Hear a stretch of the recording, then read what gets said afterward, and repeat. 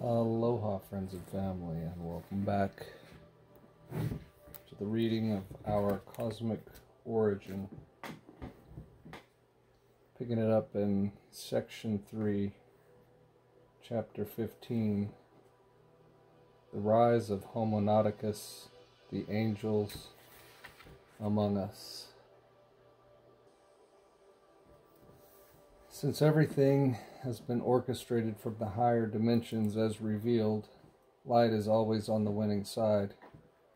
Therefore, the existence of the Dark Brotherhood is coming to an end, for their time is up. And as mentioned, the world is not going to end as the Dark Brotherhood would want us to believe. In truth, our world is being purified as it ascends back into the higher dimensions as prophesied. A new heaven on earth, or may we say, Program Israel, which is the seventh golden age in the East, is finally coming into fruition. The signs are here, and there is what to expect in preparation for the coming of a new world age, the millennium. It has been revealed by the Creator of all universes that heaven on earth will be established for all eternity on this planet upon the rise of the seventh golden age, which will be inhabited by the rise of superior humans who will be likened to physical angels upon the earth. In fact, these higher breeds of angelic humans are now living among us, as they are the forerunners of the next root race that is now beginning to bloom as a result of using more than just 6% of their entire genetic capacity. Apparently, the time has arrived for the reactivation of more than just 6% of our genetic material that scientists call junk DNA. However, as we begin to use more than 10%, let it be understood that not everyone will be using 100% for various reasons. The first and most important reason is that the greatest number of people are still not spiritually mature enough to utilize 100% of their total potential, allowing them to materialize anything they want into reality by just thinking it. This great power and responsibility of manipulating reality at will by accessing the realm of pure energy will only be given to a chosen few, or what the Bible calls the elect. Out of the 8 billion people, with only about 51% making the shift of ages into the 4th and 5th density, only a few will be exalted to such a level of using 100% of their total brain power as a result of being able to access full use of their light body. Unlimited power potential. The elect will be rising to become the governing planetary group known as the New Guardians of the Earth. They will be transformed into physical angels here on Earth and will be operating with a 12-chakra system, which is now beginning to form for the rest of humanity, who will eventually evolve to that point. Millions of years from now, when our planet becomes a population 3 galactic system space age culture.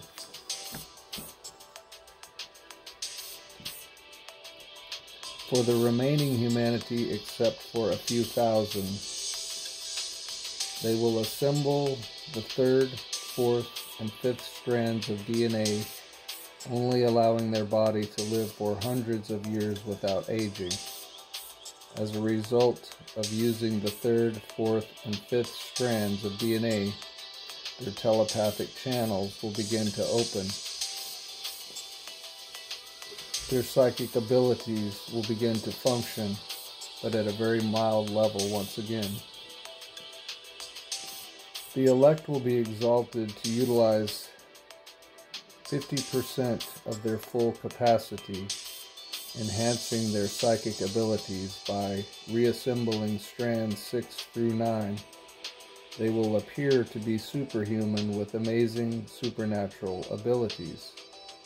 It is this group of a few million that will serve the 144,000 chosen ones in the restored spiritual council of planetary guardianship.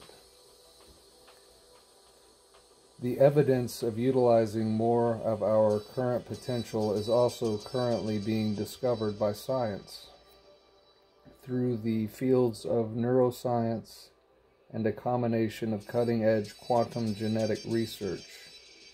The genetic code has been deciphered, and scientists are now starting to believe that the other potential DNA that is currently not functioning is any time now ready to be turned on, almost as if our non-coded strands are waiting to be switched on by something, and it is. In light of the new evidence and based on past sudden jumps of spontaneous evolution, scientists are predicting the rise of Homo galactans, or what they call Homonauticus, which is the next stage in our evolutionary journey, of course, from the bottom up, for they have not yet understood the concept of involution, the great descent into matter from the top down, as revealed in this book. Also, the idea of spontaneous evolution is related to the fact that the energy emitting from the central sun is what is causing a sudden change in the biology of all species and matter in our solar systems as we know it. After all, there is scientific proof that all living things on planet Earth are going through some sort of genetic mutation. They just don't want to talk about it yet. Since DNA behaves like a programmed computer, then we may say that our non-coded strands are apparently following a program in a way that is responding to the operating to an inner hard drive or blueprint that has been set to eventually begin functioning when conditions seem fit. It appears that the switch that is triggering our genetic upgrade in the ascension process is scientifically and metaphysically known as the photon belt, in which our Earth has been emerging into more so than ever. This provides more evidence that spontaneous evolution is happening as a result of responding to the energy that is being emitted from the central sun, therefore validating the central sun theory and the theory of centrifugal force even more so. So in an attempt to unite the ancient prophecies with modern scientific discoveries regarding the return of celestial beings in human form, we are on the verge of witnessing the rise of a whole new breed of humans that would be, in comparison to our existing humanity, considered superhuman, as revealed in some of the suppressed scientific evidence. As mentioned earlier, this new evidence correlates with the risen knowledge of ancient records and unearthed ancient physical evidence that modern-day humans today are the descendants not of primates, but of the celestial visitors that came from what the ancient Sumerian text and the Bible refer to as from heaven, Nibiru, who came to the earth.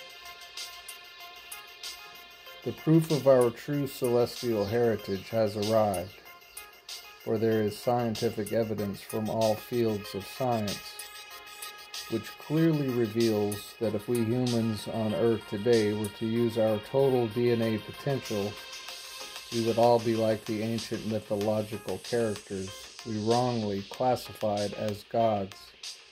In fact, we may say that our current human race is a degenerative mutant race currently not using its full potential. However, according to insiders within the secret space program, Our humanity on earth today carries the highest potential of evolving divine powers, by far surpassing the gods of ancient times. In truth, as revealed through the spiritual wisdom of all ages, humans on earth today are sleeping gods and goddesses with a lowercase g, for there is only one creator, universal spirit force called God Supreme, who deserves that title. And that is the universal living life force that works and exists within everything.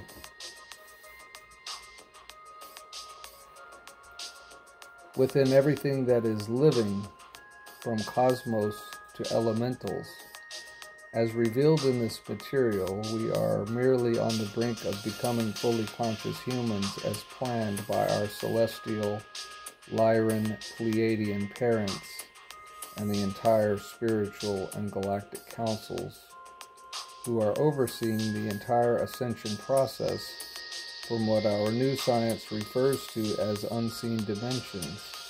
It is also evident that in our supposed primitive past, we have used more than 2 strands of DNA. How else would we explain the hundreds of years lived by our biblical figures?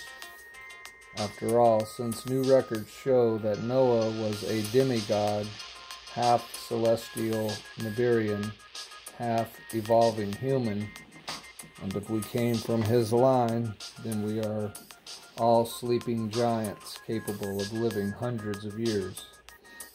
It is no mystery anymore that human beings today are or have been a downgraded or genetic downstepped version of the visitors who came to our world from what our new science considers a population 2 space-age civilization that originally began in Lyra, which is millions of years ahead of our current civilization. This idea that we humans today are light beings expressing ourselves through a human experience validates the current theory of spontaneous evolution, the ancient astronaut theory of creation by intelligent design, the theory of convergent evolutions, which clearly states that mankind shares a common celestial ancestry throughout the universe of universes, all of which falls under the grand theory of cosmic ancestry, which solidifies the truth that our origin was and will always be in the always existing spheres of the existing spiritual central universe. Evidence for our argument of such theories comes from the new fields of quantum and genetic research. The second piece of evidence comes from both anthropology and archaeology, which have arrived at the idea that we were once a technologically advanced civilization in pre-Diluvian times. How else would we explain the ancient monolithic monuments that are scattered throughout our world, like Stonehenge, Avebury, Easter Island, and those colossal Egyptian pyramids, not to mention the Nazca lines in Peru and Machu Picchu in South America. Therefore, in collaboration with archaeologists and according to the fossil record, not only has human civilization existed for about hundreds of thousands of years on this planet, but also there is solid evidence providing a clear genetic and origin distinction between today's modern Homo sapiens sapiens to those prehistoric hominids and Neanderthal, who were a product of natural evolution that, by the way, was intelligently designed. The genetic difference lies in the number of chromosomes that differ in the DNA of each type. In fact, according to new scientific evidence, the old evolving primates of the past ceased to exist at a certain point, while the more superior strain called Cro-Magnon evolved into us today as Cro-Magnon also ceased to exist at the dawning of modern man, Homo sapiens sapiens. The demarcation line is clearly seen now. The missing link has arrived to satisfy both factions of our confused academia, both with incomplete data up until this point. A theory of everything for evolutionists and creationists would be complementary to both sides, as quantum gravity theory is for both the world of relativity and the world of the quantum. This is the theory of creation by intelligent design. Under this theory, like quantum gravity theory, M theory, and unified field theory, who fall as different branches of the overall theory of everything. We have other branches that fall under the theory of creation by intelligent design. They are the theory of spontaneous evolution, the ancient astronaut theory, the theory of cosmic ancestry, not to mention the theory of many worlds and multiple dimensions. If we follow them in order, and after being acquainted with the information in this book, we may see them as more than just theories. Let's begin by validating the theory of cosmic ancestry, which states that we are all eternal beings of light with a cosmic spiritual origin rather than a physical one. As revealed earlier, we have always existed in spirit form as different rays of light in the grand central universe before descending to denser material realms. And by adopting the scientific evidence regarding our real nature as energy beings living in a world of energy that is neither created nor destroyed, but only changing form, then we may, by virtue of this new understanding, say we are also infinite intelligence that has always existed prior to coming to this planet, since our real essence is light, and light is the eternal source. The next theory that comes to mind, also under the family of the theory of creation by intelligent design,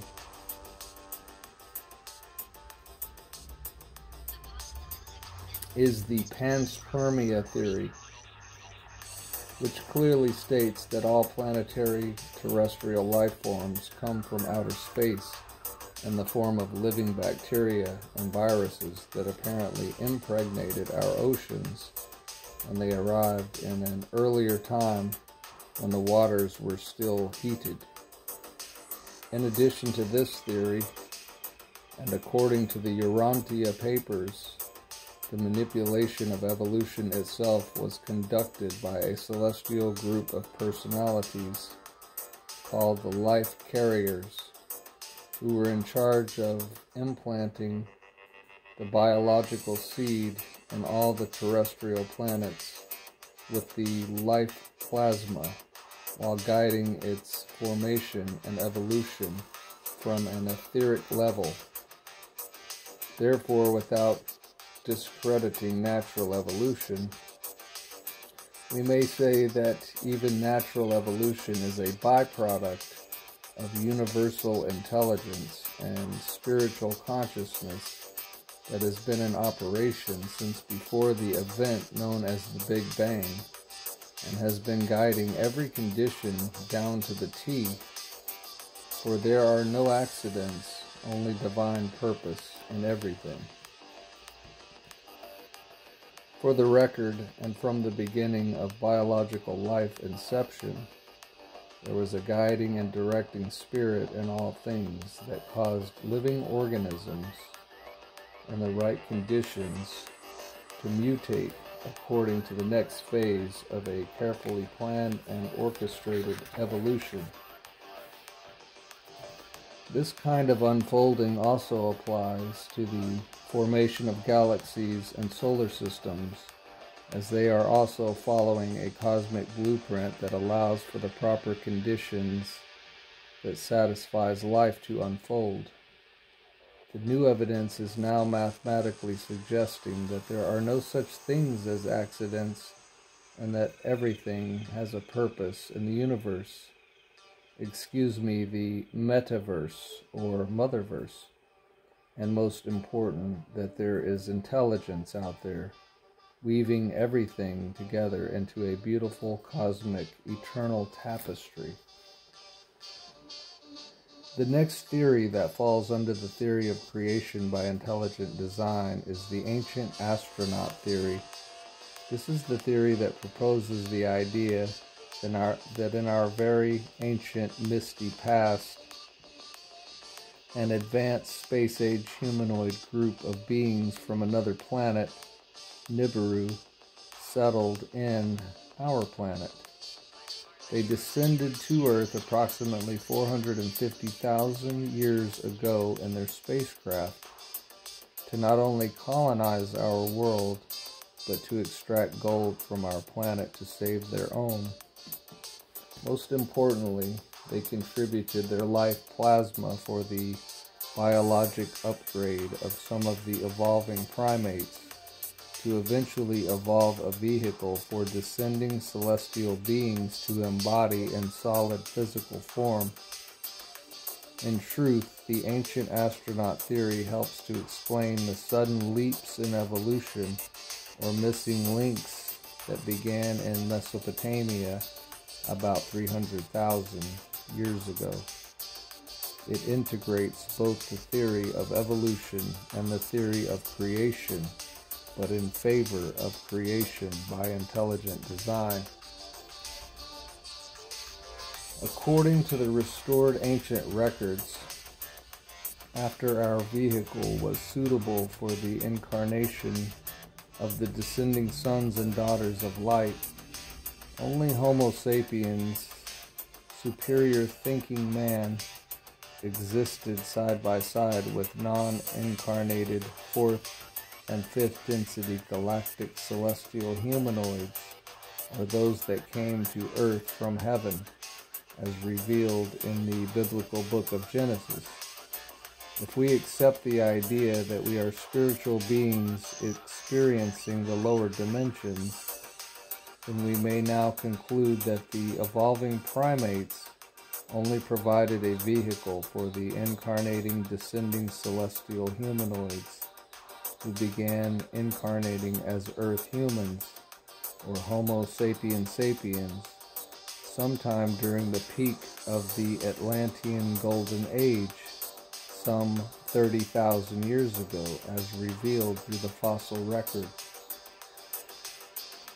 In esoteric studies, the evolving primates represent the upward evolution of the physical shelf, while the descending celestial humanoids or gods represent the downward involution of the spirit self. It's supposed to be self, not shelf. It is when the two meet that the integration point of spirit and matter became fulfilled. Part of the great cosmic divine plan in completing polarity integration, uniting heaven and earth, celestial and material. The idea that the evolving primates were upgraded by mixing with the DNA of the celestial visitors is also supported by the Urantia papers as well. In the Urantia papers, it is reported that those from Jerusalem came with a group of about 100 superhumanoids, immortals, who descended upon the earth about exactly the same time the Sumerian clay tablets reveal. the arrival of the Anunnaki who came from heaven to earth.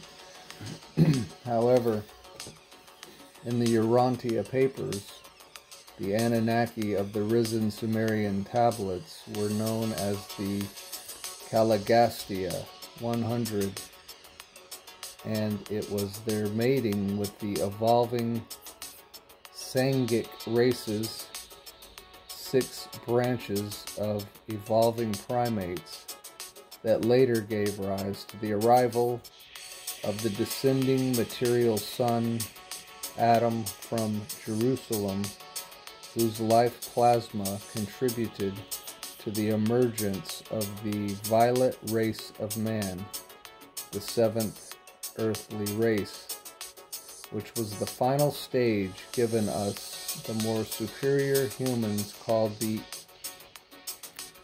Indites, whose final stage giving us a more superior human called the Indites, whose descendants we are today.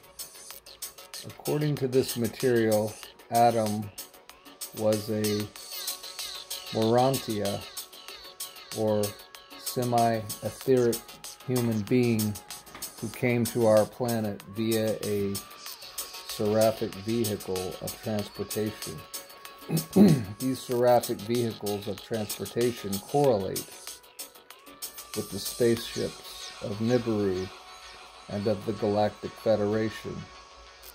In regard to the reported Sankhric races, our science through anthropology has revealed a set of 6 different primates that sprung from a common group known as the Australopithecus, which correlates with the Urantia group known as the Andorites, who broke off into 6 different Sangic primitive races. Therefore, the ancient astronaut theory is a fact, like the other mentioned theories, all falling under the grand cosmic theory of creation by intelligent design and theory of cosmic ancestry.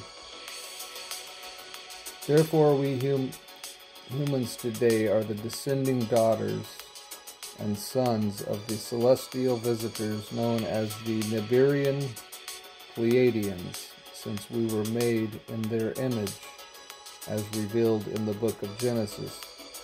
All these theories offer the solution to the Darwinian missing links, while satisfying the religious view that we Earth humans were created in the image of our creators, Elohim, as revealed in Genesis. Let us make man in our image.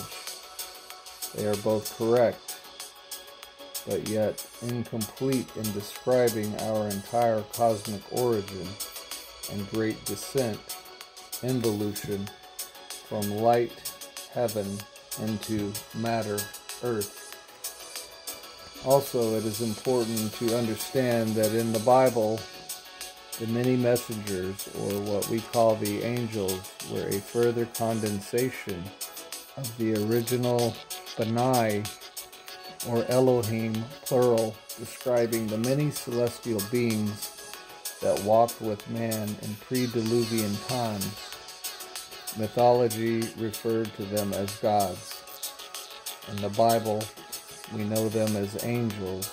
And in today's scientific world, we have discovered their presence in our skies as the benevolent, human-like extraterrestrials serving within the galactic guardian of councils. The fact that there are other human-like beings out there validates the fact that humans on Earth share a common ancestry throughout the cosmos, which proposes another theory known as the theory of convergent evolutions. So if the theory of convergent evolutions is correct, then the theory of many worlds is also correct.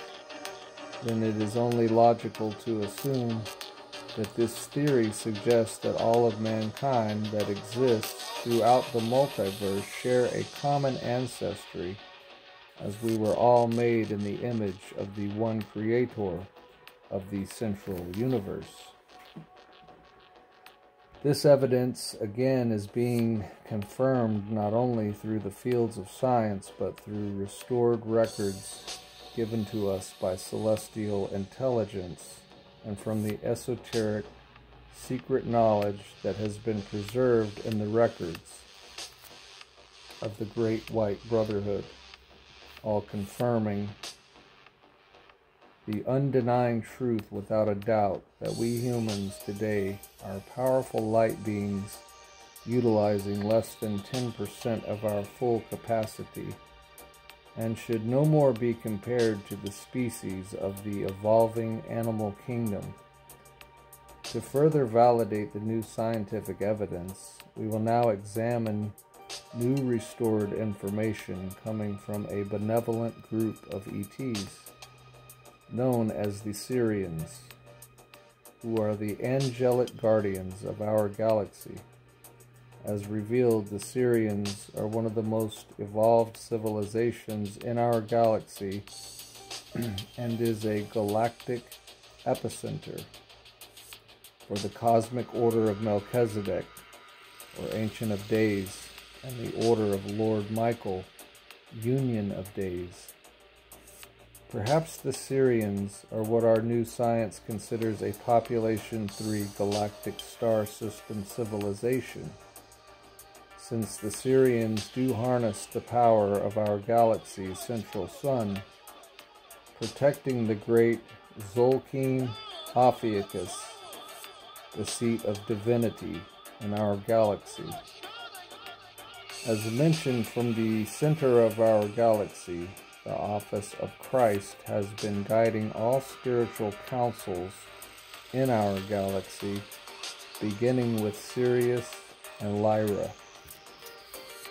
From the seat of the great central sun, the Sirians have been given the responsibility to act as the cosmic directors of the Federation of Light for our physical universe, and that is why they have now come forward to reveal that the current humans on the planet are transforming or genetically mutating back into fully conscious beings capable of operating in multiple dimensions.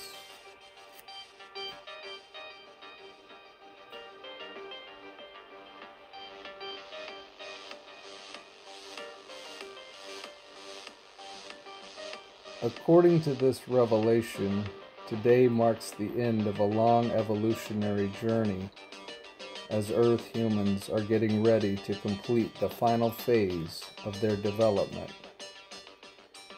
As revealed by all extraterrestrial angelic sources, we are becoming upgraded genetically as our carbon-based DNA is transforming into a crystalline-based DNA, since we have inherited Sirian DNA, which is the purest of all lines in our galaxy, altering our atomic and molecular structures into a higher density vibration.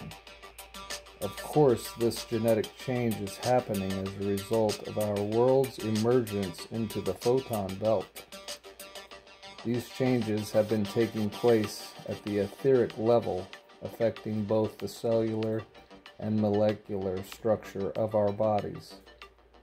It is being triggered from the great central sun of our galaxy, which controls the life circuits that generate all electromagnetic fields within its periphery, which in turn controls the rate of all atomic vibrations that hold together in reality. These central sun emanations that are causing all the funny anomalies in our solar system are the scalar waves that have been detected by our Earth scientists. To further back this up, according to the restored Nibirian Council, When our Nibirian parents disconnected 10 strands of our DNA during the times of the Tower of Babel, they did it by placing implants in our astral, emotional bodies. These implants prevented the other non-coded strands from reactivating. This shut out our endocrine system, and so our pineal gland stopped working, as well as our pituitary gland. As a result, about 96% of our brain organs stopped functioning and were atrophied because they had stopped producing a chemical hormone known as beta-carbolines and pimoline. According to scientific research, these are the chemical substances that activate the pineal and pituitary glands, thus allowing for increased ability in clairvoyance, clairaudience, and clairsentience. According to the arcane secret teachings, this hormone is what feeds our pituitary and pineal gland, which in turn triggers an upward rise of Kundalini energy, opening up our energy body or chakra system, connecting our entire endocrine system and nervous system to the higher life circuits or higher dimensions, allowing for more access to our light body.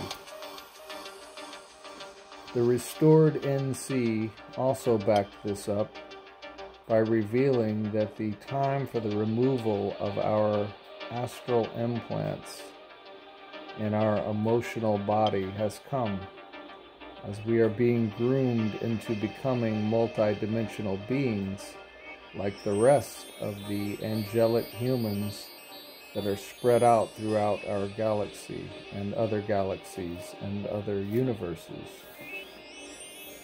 By virtue of the removal of the implants in our emotional body, our non-coded strands will reactivate again, allowing us to raise our consciousness so that we may plug in and into other currently unseen realities or frequencies. Perhaps upon fully emerging in the photon belt, our astral implants automatically dissolve, and that is the trigger that will reactivate our non-coded genetic material as suspected by our top geneticists. In biblical traditions, this is known as the lifting of the veil, allowing a mass perception of what science calls the unseen realities. Now, the trigger for this has been scientifically identified as a photon belt, which is a band of highly charged photons or light that emanates from the central axis of our galaxy. The photon band phenomena has been discovered by our science and is now being further examined by all cosmologists, astrophysicists, and even physicists. Many spiritual scholars believe that our non-coded DNA will be triggered into activity the moment we fully emerge into the photon belt due to its tremendous rate of higher photon energy vibration. And that brings us to chapter 16, the return of the host of heaven and the establishment of the office of the Christ. The idea of a returning Messiah confused the people that lived in the Middle East 2,143 years ago, who were expecting a superhuman from the sky to supernaturally overthrow the Roman Empire and save our world. Some even call Jesus an accidental Messiah. However, as a reminder, there are no accidents, for he indeed was the Messiah that changed the direction not only for our world, but for the entire universe. What Jesus did 2,000 years ago here on our planet affected the outcome of the entire universe.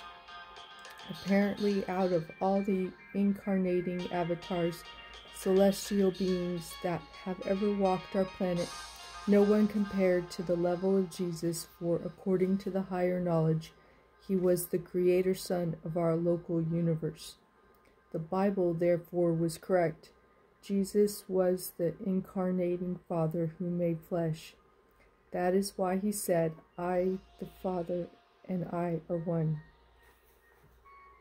The Uranian material reveals that Jesus the Christ was the incarnating creator, son of Nebuladon, who by choosing to incarnate in our world completed his final bestowal mission and became the master son of his local universe domain.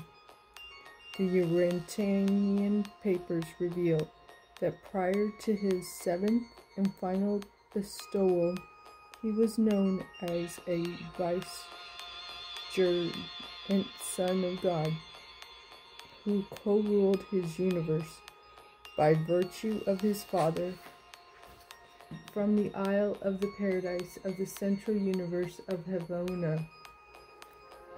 It is believed that following the Luciferian insurrection, our Creator Son had a chance to put an immediate end to the rebellion from the beginning, with the help of the Ancient of Days, but he didn't, because he understood that he had a final bestowal or test that was going to make him the supreme master son of his created domain. The test came about when he came to us as Jesus of Nazareth, and after being offered control over our world by Satan, Marduk, who tempted him in the desert, his reply was, "Get behind me, Satan," turning him down. So considering this, his sacrifice atonement for the exaltation of our planet was not only to change the direction of our world, but the final test and completion of his seventh bestowal mission, making him the absolute sovereign master son of his creation. According to Urania, every creator son of every local universe must undergo the same 7 levels or tests to become the master son of a local universe. This meant that all power in heaven, our universe, and on earth became vested in him as it is in his Father of the grand central universe. It was revealed that right before his crucifixion, the entire host of heaven wanted to descend on the Roman armies and wipe them out, but Christ forbade them as he knew what he was doing. His coming 2,000 years ago as a man in the flesh indeed fulfilled the prophecies of old, and not only changed the course of history and the fate of our world, but many worlds. For it is precisely at the point of his ascension back into heaven, as he took absolute control of the situation and began the final house cleansing in the heavens, while promising to return to us in about 2,000 years Earth time with the entire armies of heaven, and this time in his full power and glory for his final victory. For this time he will not come as he did 2,000 years ago to be put to death, but with a double-edged sword to do away with all his enemies Babylon. The time of a returned Messiah with the entire armies of heaven is right about now, for the signs of his coming have been known. Now, considering the restored knowledge, we may say that his coming is a two-way process. First, we must understand that Jesus embodied the highest field of consciousness, referred to as the cosmic consciousness. Cosmic consciousness is a field of energy that is now available to everyone because of the restoration of heaven on earth. It is a sense of realizing that all in creation is one, and attempting to merge our individualized unit of consciousness with the universal mind of everything in existence. It appears that the Christ, all mind, which is a vibration of pure light, is becoming realized and activated already on Earth.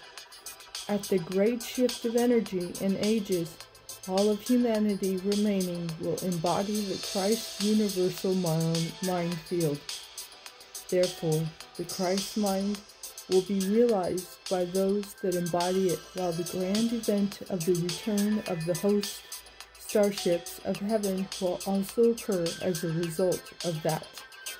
Clearly now, thanks to all the new data, we may conclude that Christ is returning with the armies of heaven and all their ships, clouds. In our Bible, it describes Christ's return in reference to the clouds. The term clouds was camouflaged to conceal the starships that are associated with the return of the host of heaven. In the biblical book of Ezekiel, the starships are described as wheels within wheels that descend from heaven. Elijah, another Old Testament prophet, mentioned chariots of fire. In the book of Exodus, the Israelites were led by a moving cloud ship during the day and by a moving star at night into the promised land. Now that we have science, we understand that a star in the sky does not move and that a cloud does not navigate or lead anyone into a destination. Therefore, it is evident that the term cloud in our Bible literally means starships. In fact, all ancient traditions talk about the return of a Messiah with a host of superhumans, angels, that are to overthrow the entire corrupt world system and establish the new Jerusalem of heaven on earth forever. This coming event, which is to usher in the millennium, as well as the seventh golden age of the esoteric tradition, is now validated and accepted as truth by most spiritual people who have eyes to see and an inner sense of knowing. After all, it is clearly stated by John the Revelator that the new Jerusalem will descend from above unto the earth. It appears that, considering all evidence today, the new Jerusalem of the West is scheduled to descend on our planet in these wonderful prophetic times. Our world is entering a higher order of spiritual evolution, so if higher evolved beings exist in the 5th, 6th, and 7th densities, and our Earth is moving into this higher density, therefore, our time to reunite with our celestial families who exists in this higher density is at hand. However, in a scientific way of putting it, it has been revealed that our planet is being prepared to make the first contact with the Galactic Federation of Free Worlds, who have been monitoring our planet for thousands of years, under the command of Michael, our Creator's Son. The Galactic Federation of Light, the angels, have already infiltrated our Earth's governance and have placed our entire solar system in the emergency rescue bubble since the 1900s, and it was recently removed in 2001 as we prepare to ascend into higher densities. As of 1987, it was reported by the higher celestial intelligence that our world has been under Syrian jurisdiction and that the liberation of the Galactic Command has been hailing from Sirius since the establishment of the Galactic Federation of Light millions of years ago.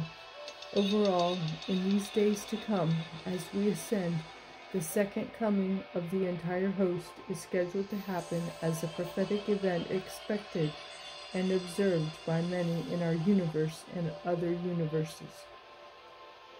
We are living in unprecedented times and can conclude that our planet and those of us who love and oneness over ego and separation are about to enter into the higher densities, and as a result, we will experience a mass landing of Galactic Federation starships, the angels of the Bible. From a scientific perspective, we are during a great planetary shift that will restore our world back into a Type 2 intermediate stellar space-age civilization capable of space travel overnight. With that, the idea of other unseen worlds will become a scientific fact. According to the Keys of Enoch, the Book of Knowledge, the world will be transforming into a heaven on earth, and the brotherhoods of man will walk again with the higher intelligence, the luminaries, as they did in ancient times prior to the fall of Atlantis and the flood. Now, regarding Nibiru, it has been restored when Marduk abdicated as its last commander in 1999. According to Jaliliah Star, the spokesperson for the restored NC, Marduk, the fourth dimensional aspect of Satan, leader of the dark brotherhood of our world, abdicated and has been on the run from his own people, the Jesuit Illuminati, for betraying them. Apparently, Marduk lost his superior godly abilities and was downgraded to only using less than 10% of his total capacity, becoming a mutant being. Why else would he be running from the ascending mortals within our world's dark networks? Without giving any details, my inner sources confirmed that Nibiru since then has been fully recuperated by the Federation and is now under the control once again by the commanders of the Pleiadian Star League and the Syrian High Council. Again, let it be understood that the second coming of Christ marks a two-way event. That is, in order to even witness the coming of the host of heaven, our awareness must be raised to the higher densities levels of consciousness, at least to the fifth density. As mentioned, this will happen as a result of fully emerging into the photon belt that will in turn trigger what is known as massive Christ consciousness in all humanity, thus catapulting our perception into higher dimensions. This exaltation of human consciousness and DNA, as mentioned earlier, will allow us to witness the coming of higher dimensional light beings, whose light is so strong that it would decimate anyone unable to raise their consciousness to the higher density fields. This explains the destruction of the beast, reptilian Antichrist system, and the wicked upon the shift and coming of the host. It is believed that people who are not compassionate and loving are going to have a hard time raising their personal energy field in order to transition into the new heaven on earth that will exist in the fifth density field. This spiritual event also correlates with the harvest of souls, as there is also a scientific explanation for this. The idea that we live and are multidimensional beings allows us to understand that we have been in a fallen state or just plugged into a low frequency range of our entire light spectrum of the greater reality. Again, not everyone will be ready to make that shift into a higher density, and for those that do not, they will seem to disappear from the third dimensional range from those that didn't make the shift in densities, hence the harvest of souls.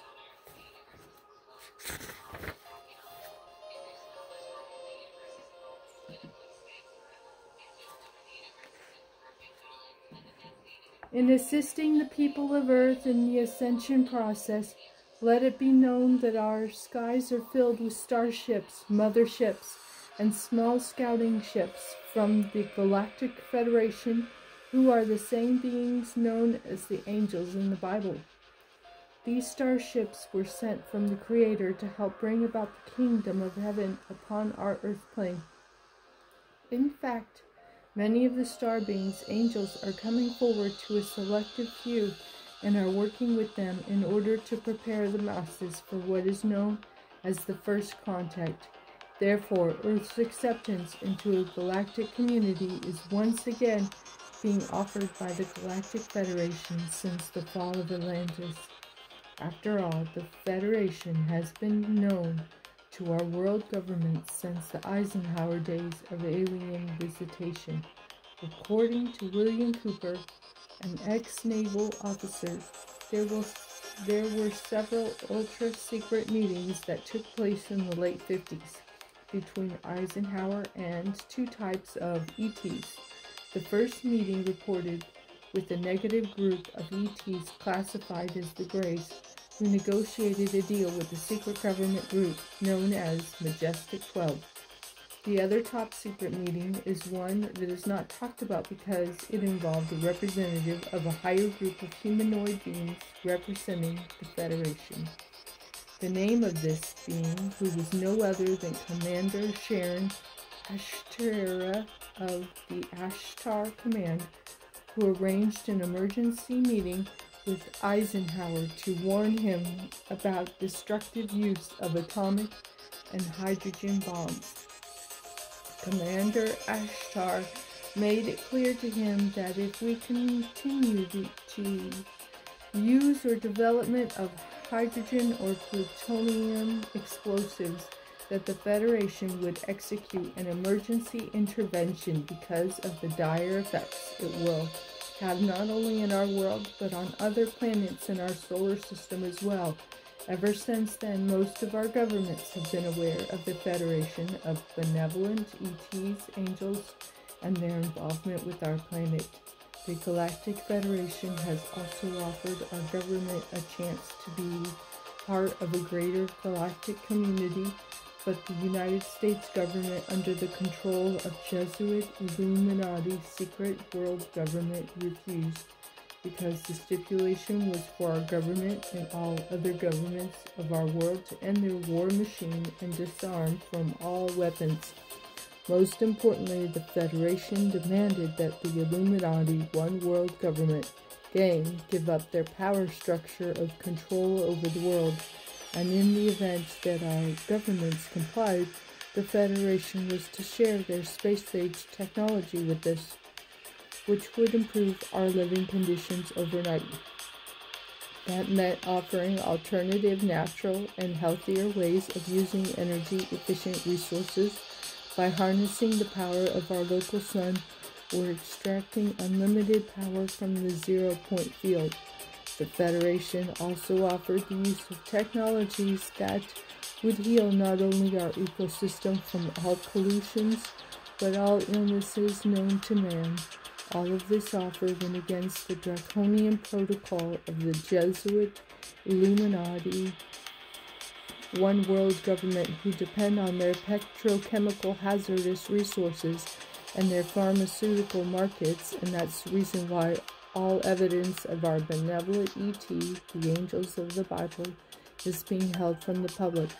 Nations that are fully aware of the presence of the Galactic Federation are the United States, China, Russia, the European Union, Japan, Brazil, Argentina, Mexico, Peru, Bolivia, Canada, and the Middle East nations. Overall, there is a massive UFO cover-up campaign being imposed by our world governments because of the control that the Dark Brotherhood has exerted over our world's political and economic systems. However, the Federation is in contact with various people like Dr. Stephen Greer and other light warriors who are leading the way to end this cover-up, and as the veil lifts and as we approach the Great Shift, everyone will witness first-hand encounters that we are not alone. Everyone should remember that Creator created everything visible and invisible as stated at the beginning of the Bible. Nevertheless, it has been reported by the Guardians themselves that all negative ETs are currently being removed from our solar system, the universe, and all universes within the first outer space level of the Mother Universe. The house cleaning conducted by the Archangel Michael has reached our world, and they are just waiting for the great shift of the ages. Here's a revelation of major key players in the restoration process. As mentioned, They are Galactic Federation Commander Ashtar of the Ashtar Command, who oversees the Federation fleets of the Airborne Division of the Great White Brotherhood Sisterhood in our solar system, hailing from the Council of Saturn. Their headquarters is our local planet Saturn, who directs the Federation Council for our solar system on behalf of the Syrian High Council, which oversees all Federation councils in our galaxy. The second commander involved in our restoration is Commander George Ceres Halton, leader of the Pleiadian Federation fleets and now in charge of Nibiru. Working closely with him is Commander Soltech, who is head of the New Earth Geophysicists Department and has been reported to constantly be sending out scouting ships that monitor the effects of our ascending Earth. Commander Soltech is also in charge of the Rescue Eco Plan system designed to clean up some of the major hazardous waste that might be too harmful to our planet. There is also Commander Kortek, head of the Communications Interplanetary Networks, who oversees making sure that the proper Galactic Federation messages come through from the 7th dimensions and into the 3rd dimension. Not to mention our brethren from Telos, Shambhala, and Agartha, the inner earth dwellers who escaped the cataclysm 12,000 years ago, are also going to reunite with us upon the ascension. Our great cosmic reunion is what to be expected. Overall, the facts are obvious. We have reported sources coming from the Guardians of Councils, the Pleiadians, Syrians, the Arcturians, the Andromedans, Alpha Centaurians, to name a few, are all under the command of Archangel Michael. In closing, and for everyone's information, the host of heaven is here in their starships by the masses due to the greatest transition that our galaxy and the local universe is about to experience. The imminent restoration of our local universe signifies that we have a whole array of visitors from not only our galaxy but other galaxies and universes who are here to witness a cosmic event that only takes place every 206 million years. In closing, our world is being prepared and aided by the Federation of Free Worlds so that we may experience a healthy ascension. Remember, they are helping us from what science calls the unseen dimensions, and as the great shift occurs, we will be reunited with them as we become initiated into a greater galactic community as we were in previous forgotten times. It has been revealed that our planet Earth is shifting directly into a Population 2 interplanetary stellar system, space-age civilization, heaven on Earth. The reason being is that our Earth in ancient times had an active population of 2 interplanetary systems which lasted until the fall of the Atlantis. As a result, the founders of our galaxy decided to grant Earth her original glory as a Population 2 system, as it was before the fall of Atlantis. However, in normal conditions regarding all of the other terrestrial planets in our galaxy, a planet similar to the evolutionary phase of our current stage in which our Earth is in would have to first transition into a Population 1 before advancing to that of a Population 2 system by virtue of the concept of gradual ascent, providing a steady upward ascent of all evolutionary organic life forms, returning back to the source in which it came from. And when we return, my friends and family, we will pick it up at chapter 17, Cosmic Cycles and the Precession of the Equinoxes. And we leave you in the love and the light of the infinite Creator. Until then.